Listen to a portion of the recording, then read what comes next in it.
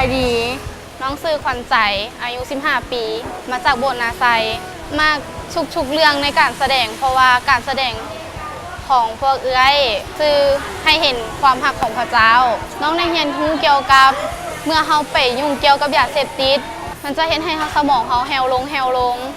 บ่สามารถสั่งการได้หรือใช้งานตามที่เฮาสั่งคอยมักการแสดงพอดและเย็นหูครับยาเสพติดทำลายสมองและร่างกายของคนเฮาข้าน้อยมักตลกเกมยาเสพติด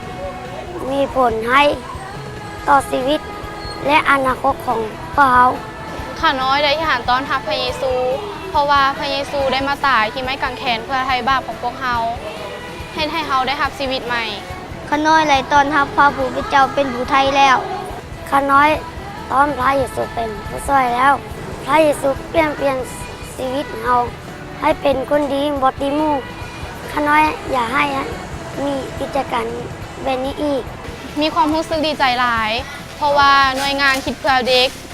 ได้อบรมสั่งสอนเกี่ยวกับยาเสพติดการล่วงละเมิดและพระเยซูโดยส่วนตัวแล้วพันธกิจวิ่งสมองก็ถือว่าเป็นพันธกิจหนึ่งที่เป็นเครื่องมือที่พระเจ้าใช้ในการช่วยเหลือสังคมหรือว่าโดยเฉพาะเด็กน้อยและก็ครอบครัวของเขาตลอดทั้งในคริสตจักรสิเป็นส่วนหนึ่งที่เฮ็ดให้คริสตจักรของพระเจ้านี่ที่สามารถเป็นเกลือเป็นแสงสว่างได้ก็ขอบคุณพระเจ้าที่เด็กน้อยเขาก็เห็นถึงพิษภัยของยาเสพติดและก็เป็นประโยชน์หลายในคริสตจักรก็อยากหนุนใจพี่น้องเนาะแต่ละคริสตจักรหรือบุคคลองค์กรใดก็แล้วแต่ที่ได้มีส่วนในการถวายและสนับสนุนตลอดถึงการอธิษฐานเพื่อก็อยากหนุนใจให้ท่านทั้งหลายได้สืบต่อภาวนาอธิษฐานเพื่อหน่วยงานนี้ตลอดถึงทุนทรัพย์ของท่านให้มีส่วนและเชื่อว่าพระเจ้าจะประทานบำเหน็จให้แก่ท่านทั้งหลายอยากจะหนุนใจศิษยาภิบาลที่รับผิดชอบในคริสตจักรเนาะให้โอกาสและให้เวลากับหน่วยงานคิดเพื่อเด็กนี่เพื่อจะได้เข้าไปในชุมชนที่จะได้ช่วยเพราะว่าหน่วยงานนี้เป็นหน่วยงานที่มีความอดทนที่สามารถเข้า